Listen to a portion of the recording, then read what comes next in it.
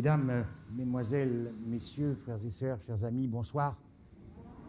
Que la paix du Seigneur soit avec vous. Le message de ce soir, alliance, gloire et trahison. Alliance, gloire et trahison. Et le texte qui va nous servir d'introduction se trouve dans le livre d'Osée, au chapitre 6 et au verset 7. Osée, chapitre 6 et le verset 7. Osée, chapitre 6 et le verset 7. Ils ont, comme le vulgaire, transgressé l'alliance. C'est alors qu'ils m'ont été infidèles. En réalité, l'hébreu dit, ils ont comme Adam, transgressé l'alliance. Naturellement, ce texte nous convoque en Éden, car ils ont transgressé comme Adam l'alliance. Ce texte nous renvoie en Éden, et naturellement, il s'agit de savoir quelle alliance. D'ailleurs, nous aurons la dernière conférence qui sera consacrée sur la question des alliances, ancienne alliance, nouvelle alliance, alliance éternelle. On essaiera d'y voir un peu plus clair. Ici, il s'agit dans ce texte de l'alliance de la création, l'alliance créationnelle. Le mot hébreu en alliance signifie promesse. Et de toute éternité, le Père, le Fils et le Saint-Esprit avaient juré de créer une race, la race humaine. L'alliance, que j'appelle l'alliance créationnelle, cette promesse de toute éternité, faisons l'homme, la femme à notre image, selon notre ressemblance. Et c'est ainsi que lorsque nous ouvrons la parole de Dieu dans le livre de Genèse, premier verset, d'emblée, nous entraîne dans cette création au commencement. Au commencement. Mais, chers amis auditeurs, frères et sœurs, nous ne pouvons pas entrer dans l'Écriture. Nous ne pouvons pas entrer dans la parole de Dieu.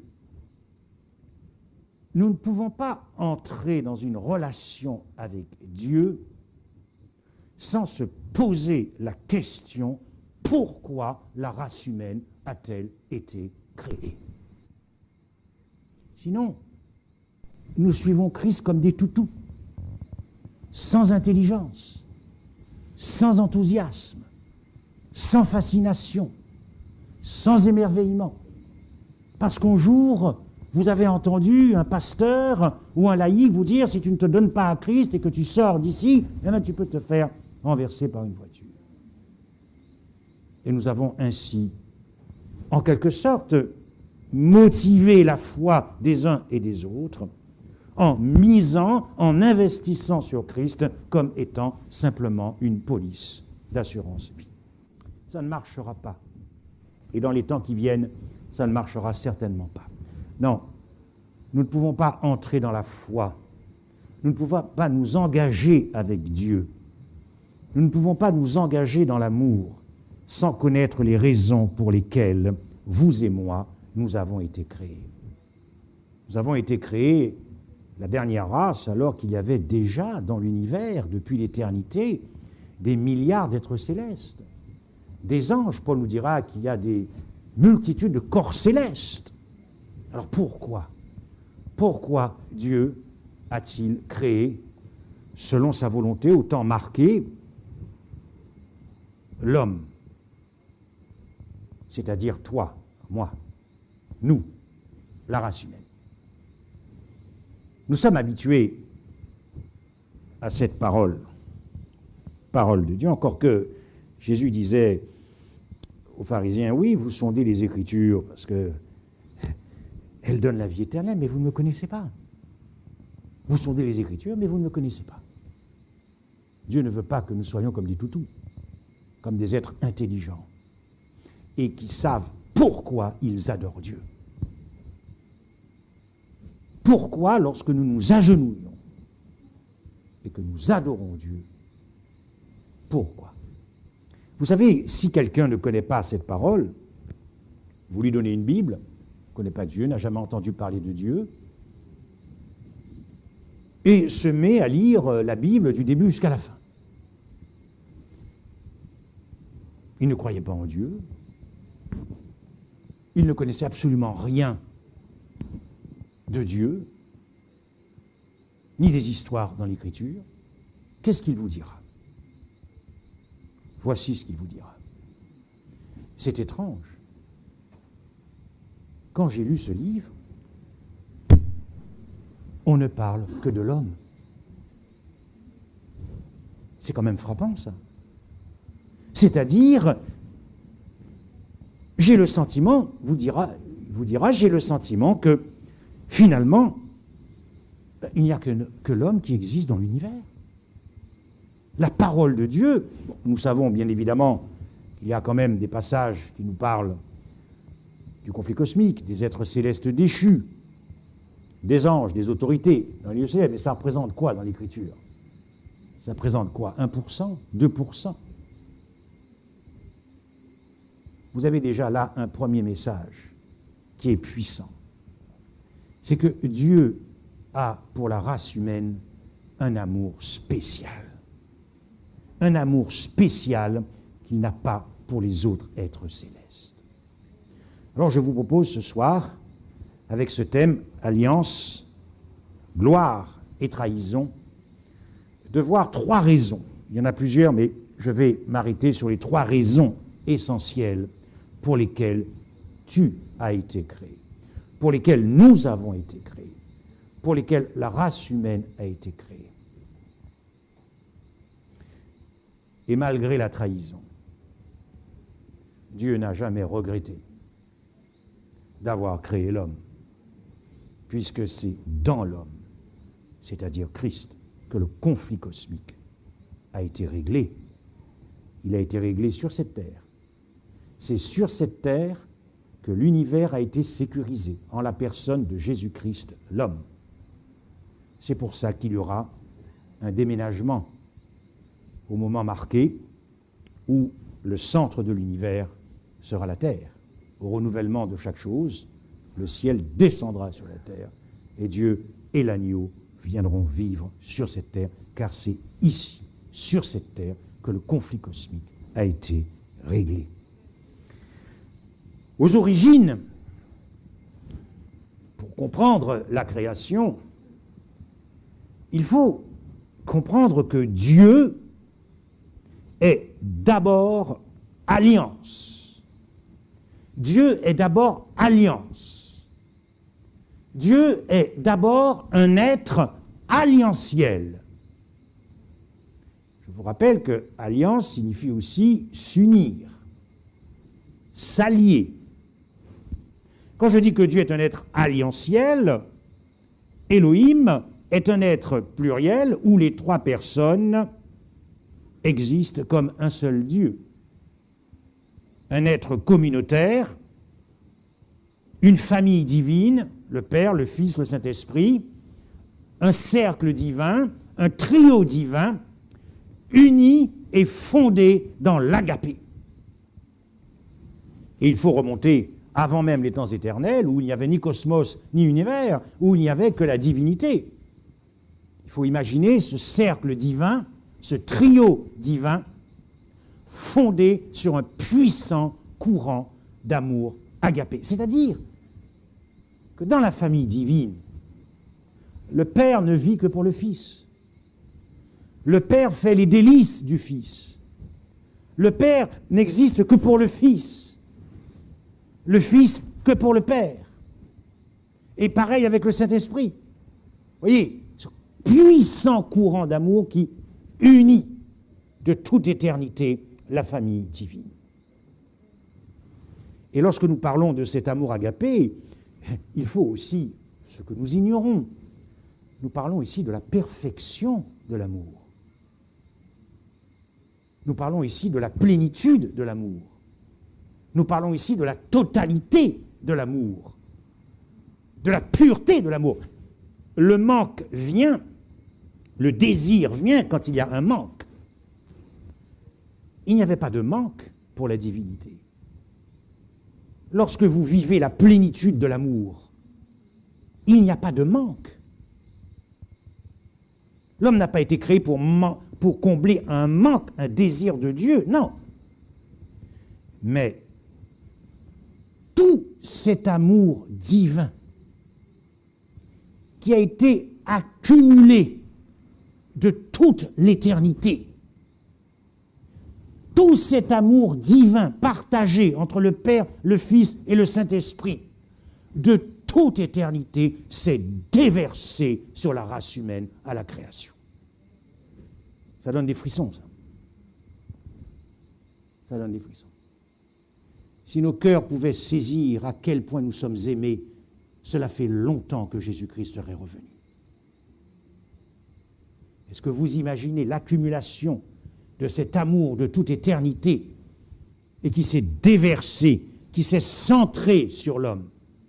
La divinité a misé, a investi tout son amour sur toi. Yes, sur toi. Mais le monde ne voit pas encore notre joie de se sentir aimé d'un amour de folie. Considérez ces deux textes. Cantique des Cantiques, au chapitre 8 et au verset 6. Cantique des Cantiques, chapitre 8 et au verset 6.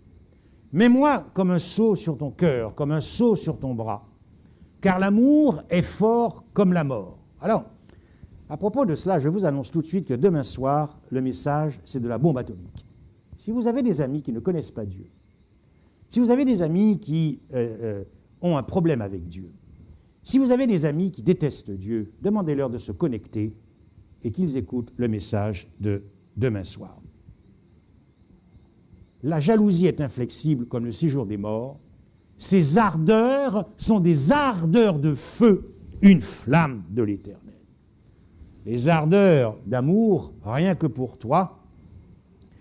Moi, j'aime bien ce passage. Ces ardeurs sont des ardeurs de feu, une flamme de l'Éternel.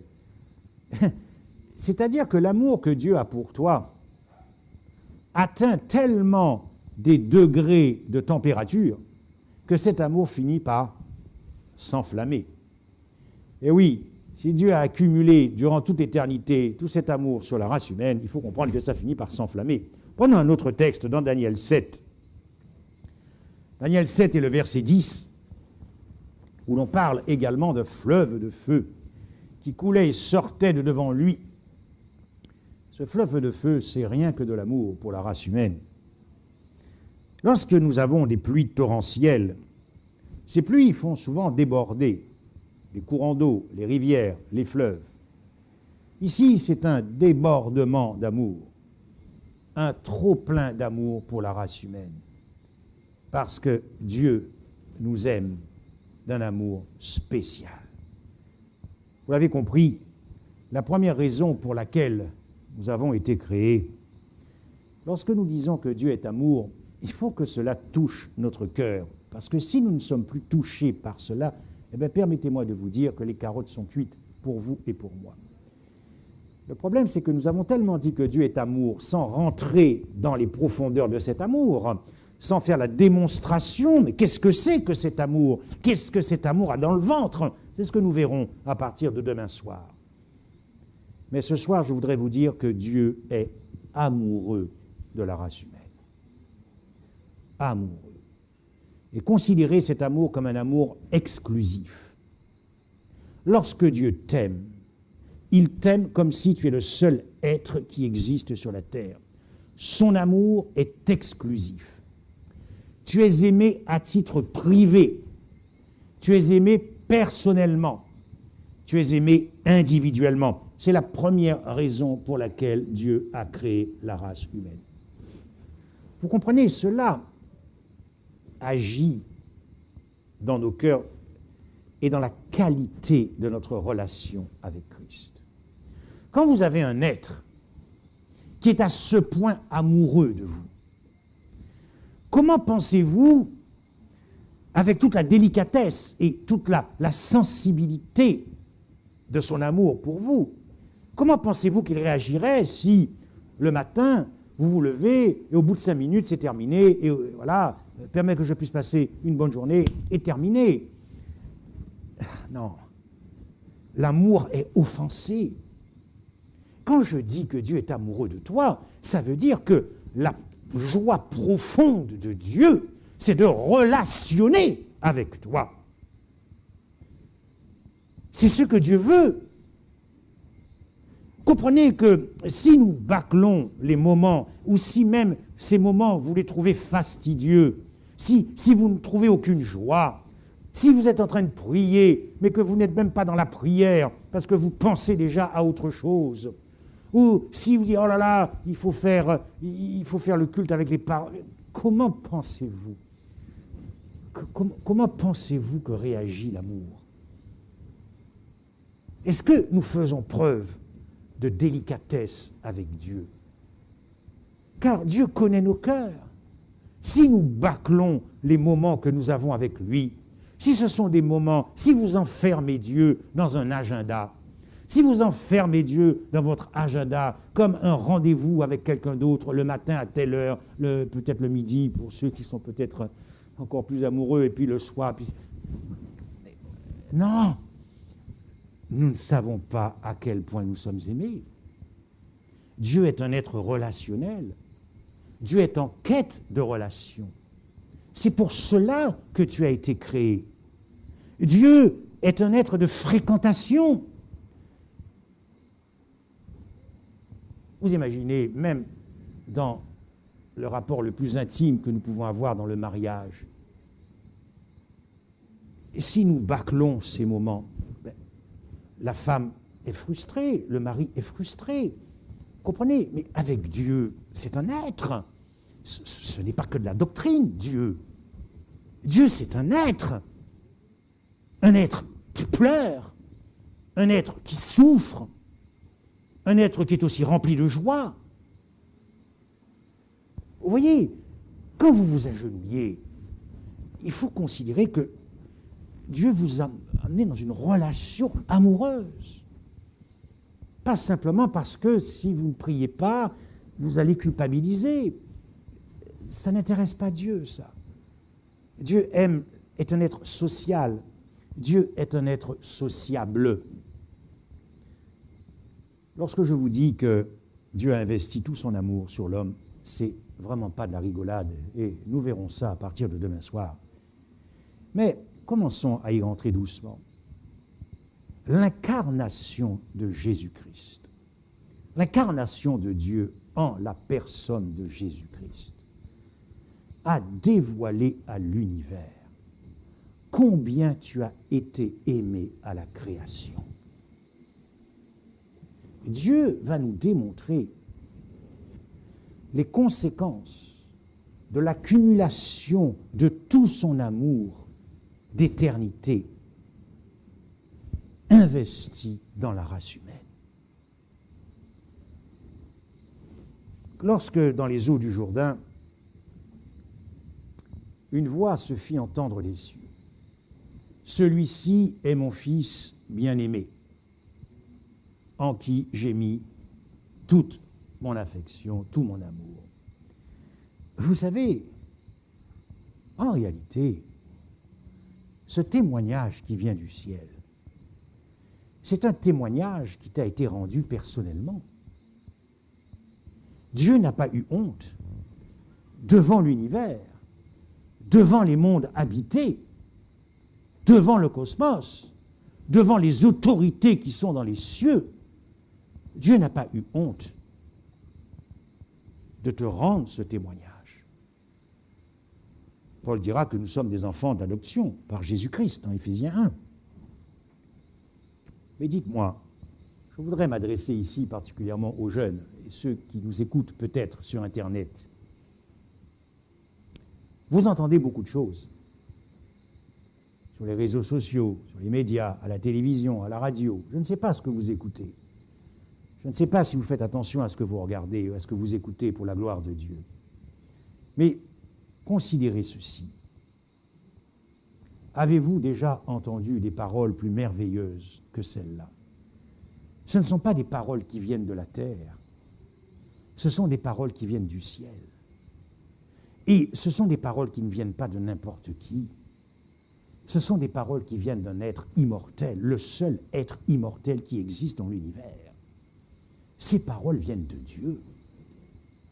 Lorsque Dieu te dit « J'ai mis tout mon amour en toi », as-tu déjà entendu des choses plus merveilleuses que celles-là? Est-il possible à des oreilles humaines d'entendre des paroles plus merveilleuses que celles-là? D'entendre un témoignage. Vous pouvez et nous pouvons désavouer Dieu par rapport à ce témoignage. Si nous considérons qu'il y a quelque chose de plus beau, de plus merveilleux que ce témoignage rendu du ciel, vous ne passerez pas beaucoup de temps dans la parole de Dieu. Vous allez préférer regarder ce que vous voulez à la télévision. Vous allez préférer écouter autre chose, parce que vous n'avez pas encore été touché par ce témoignage d'amour. Mais alors, si nous n'avons pas été touchés par ce témoignage d'amour, les carottes sont cuites. Parce que, malgré le fait que vous soyez adventiste du 7e jour, votre vie ne changera pas. Nos cœurs ne changeront pas. Nous resterons toujours aussi secs et durs. Est-il possible de connaître un bonheur plus grand que celui d'être aimé de Dieu? Vous savez, moi je suis toujours émerveillé chaque jour quand je considère ceci. Ce Dieu que l'univers, quand je dis Dieu, la divinité, ne peut contenir. L'univers, il ne peut contenir Dieu, qui ne peut confiner Dieu. Ce Dieu qui a été tissé dans les reins d'une femme. On n'avait jamais vu ça dans l'univers. On n'avait jamais vu ça. Ce Dieu qui ne peut être contenu, qui a été tissé dans les reins d'une femme. L'univers n'avait jamais vu autant d'amour pour une race. Ce Dieu qui a été tissé dans le ventre d'une femme, qui a été tissé dans l'utérus d'une femme, qui a été tissé dans le sein maternel. On n'avait jamais vu ça dans l'univers. L'univers est encore émerveillé de cela. Mais est-ce que nous sommes, nous, émerveillés de cela? Est-ce que nous nous exposons chaque jour aux profondeurs inouïes de l'incarnation, si vous voulez, de la qualité relationnelle avec Jésus-Christ? Alors je vous rappelle, c'est un être qui va apparaître. Ce ne sont pas des doctrines qui vont apparaître. Quand j'étais petit, j'ai cru que les doctrines convertissaient. Dans mon expérience personnelle, je me suis trompé. Et je crois pouvoir dire que les doctrines ne convertissent pas. C'est la personne du Christ qui convertit un cœur. Les doctrines sont là pour que nous puissions connaître, bien évidemment, la vérité en Christ. Mais de connaître, d'ailleurs, observez bien la vie du Christ. Il nous faut bien, dans ce monde des religions, il nous faut bien choisir une communauté. Et c'est en vertu des doctrines que nous choisissons une communauté. Et nous savons pourquoi nous sommes adventistes du 7e jour, et nous savons pourquoi nous ne serons jamais catholiques, ou nous ne serons jamais témoins de Jéhovah, ou... Ok. Mais l'essentiel est de connaître Dieu et d'être amoureux du Christ. Le sabbat, personnellement, ne m'a jamais rendu amoureux du Christ. La question de l'état des morts ne m'a jamais rendu amoureux du Christ. les prophéties ne m'ont jamais rendu amoureux du Christ. Elles sont importantes. Elles vous annoncent la météo, le temps qu'il va faire.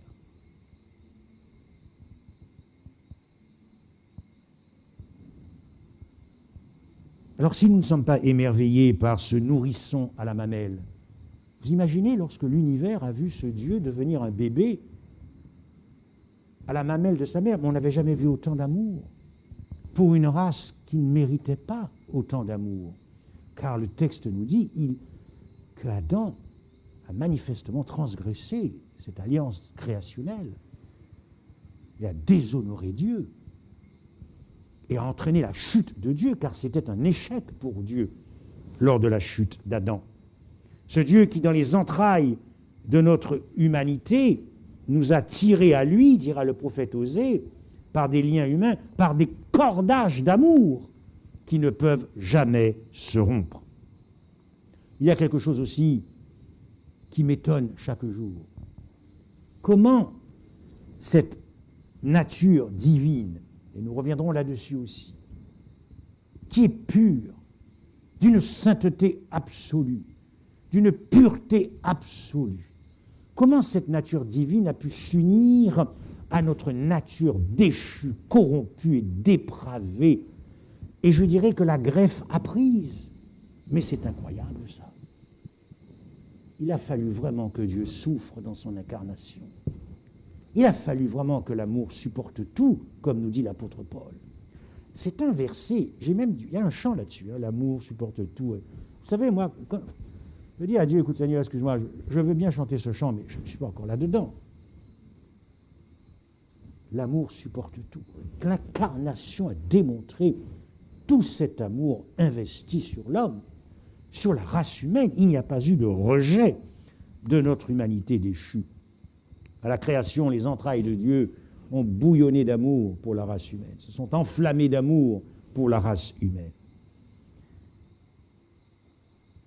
se sont déchirées d'amour. L'amour d'un père qui t'aime aussi comme une mère, c'est ce que signifie en hébreu l'amour.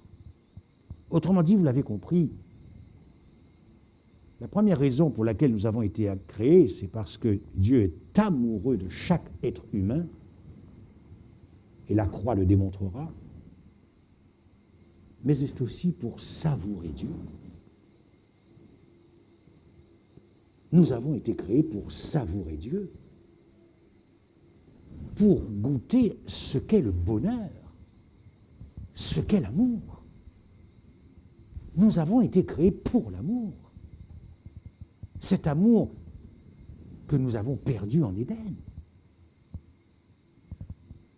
Pour nous délecter de la présence de Dieu. C'est magnifique. Vous voyez, ça donne un peu plus de sel et de saveur quand vous chantez Dieu. Essayez de visualiser, ne chantez pas dans le vide. Essayez de visualiser Christ dans le sanctuaire céleste. De la même manière, lorsque nous prions, ne prions pas dans le vide, ne chantons pas dans le vide, mais soyons concentrés et dans cette relation amoureuse avec Christ. Savourons dans le chant, savourons pas quand nous sommes au temple. Mais dans les moments intimes chaque jour, délectons-nous de la grâce que vous avez de connaître Christ. Il y a d'abondantes joies devant ta face, dira le psalmiste. Il dira également ailleurs dans l'Écriture, goûtez combien l'Éternel est bon. Ça, c'est la première raison pour laquelle nous avons été créés. Pour que ça déborde de joie, pour que ça déborde d'amour. La seconde raison, vous la connaissez, elle se trouve dans Genèse 1, verset 26. Faisons l'homme à notre image. Là aussi, gloire, alliance et gloire. Parce que faisons l'homme à notre image selon notre ressemblance, les deux mots en hébreu ne signifient pas la même chose. À la ressemblance, tous les êtres célestes qui existent dans l'univers ont été créés à la ressemblance de Dieu, c'est-à-dire le caractère de Dieu. équipé de l'agapé de Dieu, ressemblant sur le plan moral. Mais à l'image de Dieu, dans l'hébreu, c'est-à-dire une ressemblance physique. Une ressemblance physique. Est-ce que vous imaginez la gloire que Dieu donne à la race humaine en élevant cette race à une noblesse, à l'image physique?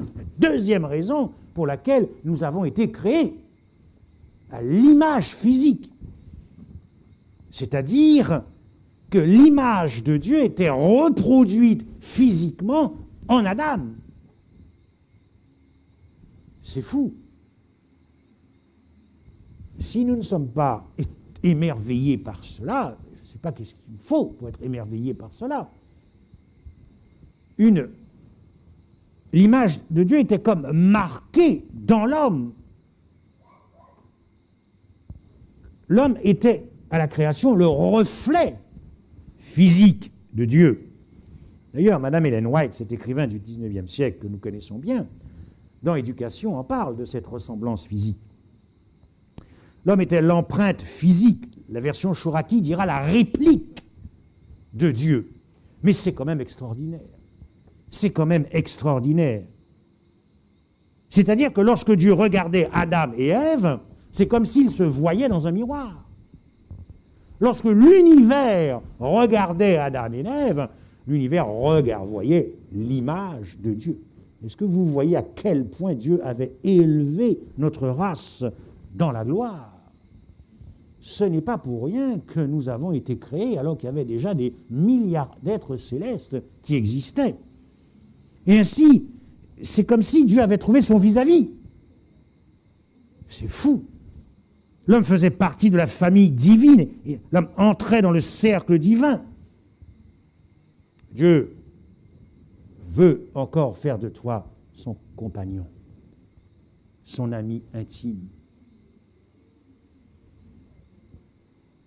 en qui il trouve du plaisir. Lorsque le texte nous dit que l'Esprit de Dieu, le Saint-Esprit, se mouvait au-dessus des eaux, le verbe se mouvoir en hébreu évoque l'idée d'un aigle royal qui plane et qui vole sur ses petits.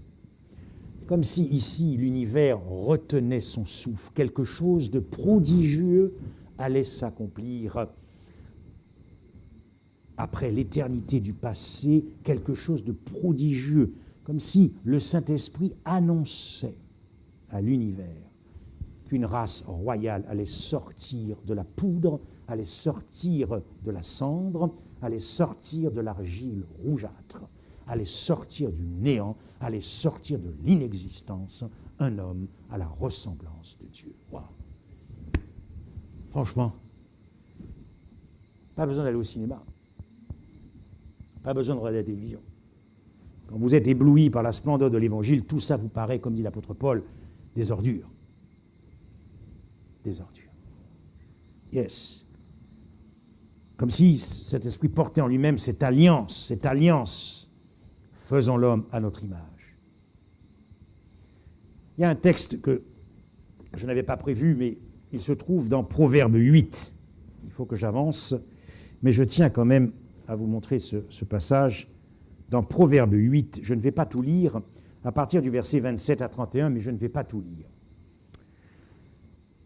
Proverbe 8, à partir du verset 27, lorsqu'il disposa les cieux, j'étais là. Lorsqu'il traça un cercle à la surface de l'abîme. Et puis, au verset 30, j'étais à l'œuvre, auprès de lui, et je faisais tous les jours ses délices, jouant sans cesse en sa présence. Jouant sur le globe. Le verbe jouer dit danser. Sur le globe de sa terre, et trouvant mon bonheur parmi les fils de l'homme. Oui, Dieu avait trouvé non seulement en l'homme une réplique physique, mais il avait trouvé une famille humaine, un élargissement de la famille divine. Dieu avait trouvé en toi celui que son cœur aime spécialement. Quand ça ne va pas, quand le monde est agité, et que vous vous levez la nuit pour passer un moment amoureux avec votre Seigneur, levez les mains et dites, Seigneur, je sais que tu m'aimes d'un amour spécial. Mais vous savez que le péché a opéré une décréation de l'homme. Le péché a opéré une déconstruction de l'homme, puisque la race humaine est devenue à la ressemblance de Satan, à cause de la chute. Nous n'avons pas connu les profondeurs de Dieu, nous avons connu les profondeurs de Satan. Péché, c'est connaître les profondeurs de Satan. Vous pouvez prendre tout ce que vous voulez, vous pouvez dire tout ce que vous voulez, mais péché, c'est connaître les profondeurs du caractère de Satan, parce que nous ne sommes plus équipés de l'agapé et que nous résistons à l'amour. Péché, c'est résister à l'amour. Ne pas vouloir du Christ, c'est refuser l'amour. Il faut être maso. Alors que le monde court après l'amour, mais un amour éros, un amour sur soi-même.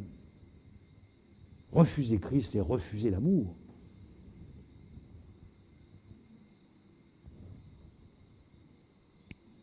Oui, nous avons perdu notre identité originelle, mais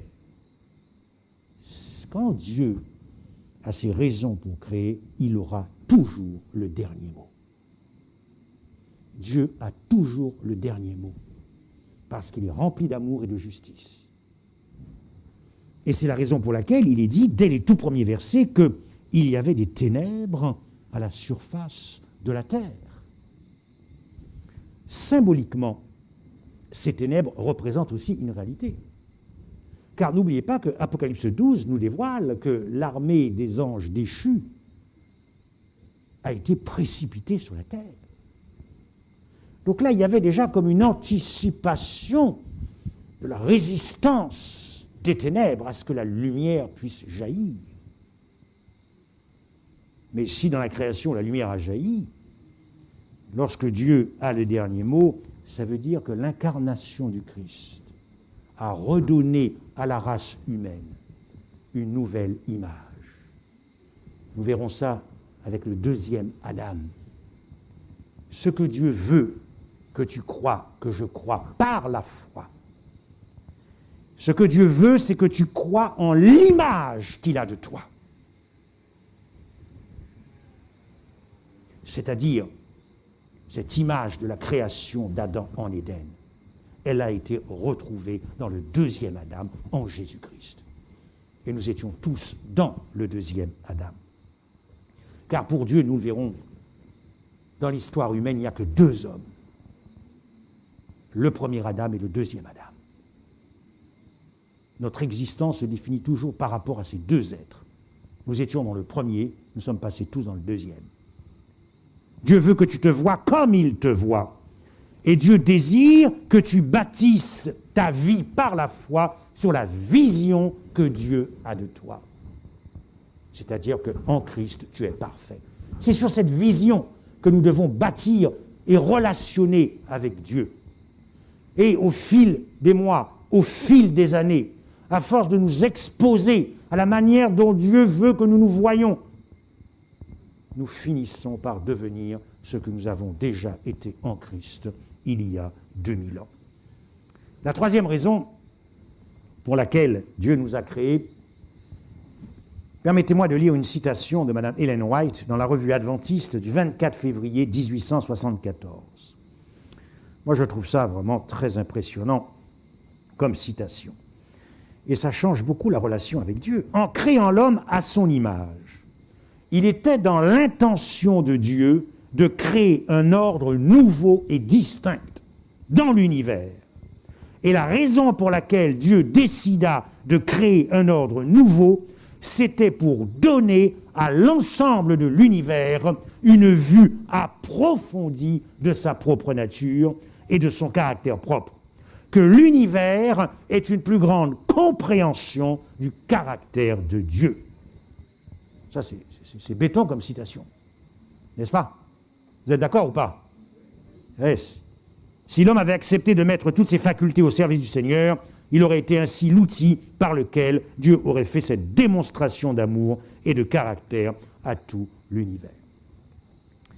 Ainsi donc, la troisième raison pour laquelle nous avons été créés, c'est pour défendre Dieu dans le conflit cosmique, pour justifier Dieu devant le conflit cosmique, pour défendre l'honneur et la réputation de Dieu. Dans ce conflit cosmique, Lucifer a mené une campagne, une propagande anti-Dieu, une campagne de dénigrement, a défiguré l'image de Dieu, a défiguré le portrait de Dieu, a démoli le caractère de Dieu, a présenté Dieu comme un être tyrannique, un être despotique, un être égocentrique, un être égoïste, qui ne cherche que sa propre gloire, qu'à être adoré, qui n'est pas prêt à laisser son trône, à quitter son règne, et qui n'est surtout pas prêt à se sacrifier. Naturellement, cette propagande a laissé des traces profondes dans l'esprit des habitants des autres mondes et des anges, même ceux qui sont restés fidèles à Dieu.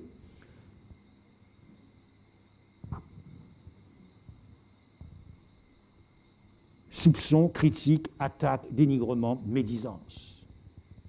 Et dans le psaume 50 et le verset 21, il est dit « Tu t'es imaginé que je te ressemblais ». Ben oui, comme Satan imaginait que Dieu était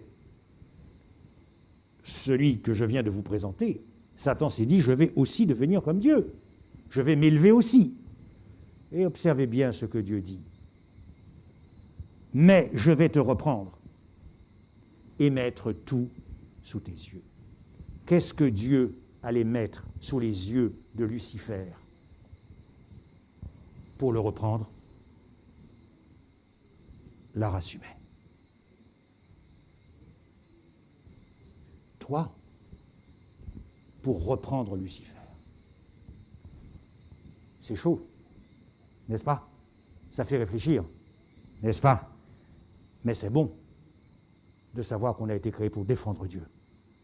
Moi, je trouve ça personnellement extraordinaire. Donc, tu as été créé pour donner à l'univers une vue plus approfondie sur le caractère de Dieu. Nous avons été créés pour donner à l'univers une compréhension plus profonde sur le caractère de Dieu. Si nous passons, si Dieu voit que nous faisons les choses de manière routinière, sans cœur, sans vie, qu'est-ce que nous démontrons à l'univers? Que Dieu n'est pas l'être le plus irrésistible. Il faut que nous soyons clairs. Si on s'ennuie dans notre relation avec Christ, s'il n'y a pas de joie, s'il n'y a rien de jouissif avec Dieu, mais qu'est-ce qu'on démontre à l'univers? Les anges ne sont pas bêtes. Ils ne sont pas bêtes, les gens, quand ils nous voient dans l'intimité avec Dieu, si on s'ennuie, si on ne s'ennuie pas, si on fait les choses par routine, voilà, je suis adventiste parce que mes parents sont adventistes, ou je suis une adventiste, ou que sais-je encore. Oui, d'accord, mais enfin, est-ce que nous démontrons que Dieu est l'être le plus irrésistible, le plus attrayant, le plus merveilleux, le plus adorable? C'est ce qui se joue encore. Oui, Christ a triomphé du conflit cosmique. C'est vrai. Il a écrasé la tête du serpent, c'est-à-dire ses idées, ses accusations. Oui, mais Paul nous dit que bientôt, le Seigneur écrasera de nouveau ses accusations sous nos pieds. N'est-ce pas? Nous avons lu ça dans Romains 16, verset 20. Donc, le conflit cosmique, Christ a triomphé du conflit cosmique, mais le conflit cosmique n'est pas achevé. C'est ce que nous enseigne le livre de Daniel et le livre de l'Apocalypse. Donc la création de la race humaine était la réponse de Dieu au chaos qui a explosé devant son trône. Dieu a créé l'homme et il dit ainsi « Et je pourrai ainsi répondre aux accusations de Satan. » Voilà pourquoi tu as été créé. Yes. Vous avez l'air triste. Non, je sais qu'il se passe quelque chose dans vos cœurs, n'est-ce pas? Donc, qu'est-ce que Dieu allait mettre sous les yeux de Satan pour démolir les accusations de Satan et que l'univers puisse avoir une vue plus approfondie de la nature de Dieu et de son caractère? L'homme s'attachera à sa femme. Le mariage. Là aussi, c'est chaud. le mariage. Adam et Ève, le mariage. Voilà ce que Dieu allait mettre sous les yeux de Satan. Pourquoi? Parce que la famille divine est celle qui se rapproche de la famille humaine est celle qui se rapproche de la famille divine. Pour avoir une vue approfondie de la relation entre le Père et le Fils et le Saint-Esprit, le mariage. Ainsi, les êtres célestes, en contemplant la famille unie, la famille humaine, liée par des cordages d'amour, découvriraient ainsi l'amour divin et auraient une vue plus approfondie sur le caractère de Dieu. Ce que le mariage aurait dû démontrer à l'univers pour comprendre la relation divine, famille humaine, famille divine, est-ce que chaque membre, chaque épouse est entier pour l'autre? Est-ce que chacun est vrai pour l'autre? Est-ce que chacun est engagé pour l'autre? Est-ce que chacun est fidèle pour l'autre? Est-ce que chacun est loyal pour l'autre? Y compris avec les enfants. Est-ce que chacun se donne à l'autre? Est-ce que chaque membre ne vit que pour l'autre, pour les délices de l'autre, pour augmenter la joie de l'autre? C'est ce que l'univers devait voir. OK. En tant qu'avocat, si vous savez le nombre d'adventistes qui m'appellent pour divorcer, ce n'est pas ainsi que nous allons démontrer le caractère profond de Dieu. Ce n'est pas de cette manière-là. De quoi je suis en train de parler quand je parle de mariage? Paul nous a fait comprendre que lorsque l'homme s'attachera à la femme, ils ne feront qu'une seule chair. Paul dans Éphésiens nous dit, mais attendez, c'est d'abord entre Christ et l'Église. Autrement dit, l'Église a été créée pour que le monde, pour que l'univers ait une vue plus approfondie sur le caractère de Dieu. Que lorsque les anges, les autorités regardent l'Église, le peuple de Dieu, qu'ils puissent avoir une compréhension plus profonde de qui est Dieu. Alors, tant qu'il y aura des rivalités, tant qu'il y aura des disputes, tant qu'il y aura des querelles, tant qu'il y aura de la jalousie, tant qu'il n'y aura pas d'amour, est-ce que vous croyez que l'Église donne à l'univers une vue plus approfondie sur le caractère de Dieu? Ou est-ce que l'Église ne donne pas une vue plus approfondie sur le caractère de Satan? Je vous rappelle que dans l'Église de Pergame, Satan avait mis son trône. Je vous rappelle que dans l'Église de Thyatire, c'était la prophétesse Jézabel. Et c'était pas même pour Éphèse, cette Église qui est l'Église de référence dans Actes des Apôtres. Quelle Église! Mais Christ finit par lui dire, tu as perdu ton premier amour. Chers amis, j'ai voulu ce soir évoquer très rapidement avec vous les raisons pour lesquelles nous avons été créés. Mais Christ a été désavoué puisque le texte nous dit « Ils ont, comme Adam, transgressé l'alliance ». Et la conséquence de cela, c'est que, comme je l'ai dit hier, nous avons chuté hors de l'amour. Nous sommes sortis de l'amour. Et donc, avant le retour du Christ, il faut qu'il y ait un peuple qui entre dans l'amour, qui retrouve ce qu'il a été perdu. Nous avons été déshabillés. Le péché est la nudité. Le péché nous enlaidit. Mais Christ nous a fait une promesse de nous revêtir, de nous habiller, de nous remplir de cet agapé. Adam a préféré une autre alliance. Adam a cru, en faisant confiance au serpent, à Lucifer, c'est-à-dire Adam a cru que finalement il y avait quelque chose de meilleur, que tout était très bon. Il y avait quelque chose de meilleur. Adam a cru que finalement un amour centré sur soi-même apporterait plus de bonheur, plus de joie, plus de sécurité, plus de stabilité. Et voyez-vous dans quoi nous sommes tombés. Christ a été désavoué, la divinité a été trahie, la divinité a été humiliée. Quelle a été la réponse de Dieu? C'est ce que nous verrons demain soir. L'arrivée de l'être du néant et de la vie. Amen.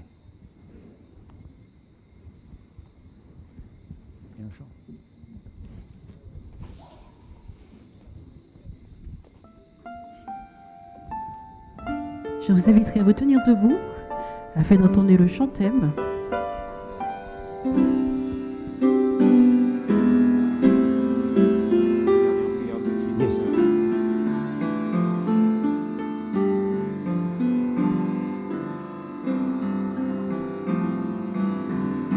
Change mon cœur, Seigneur,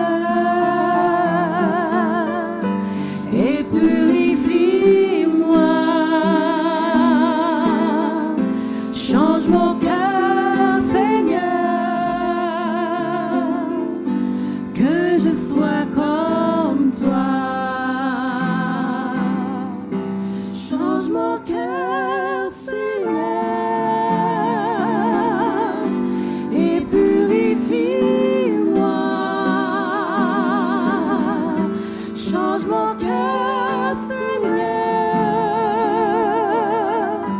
que je sois comme toi. Jésus, tu es le potier, je suis l'argile. Brise-moi, façonne-moi, oui, c'est mon désir. Change mon cœur, Seigneur, purifie-moi.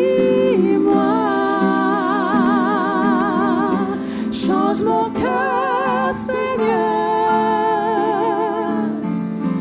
que je sois comme toi.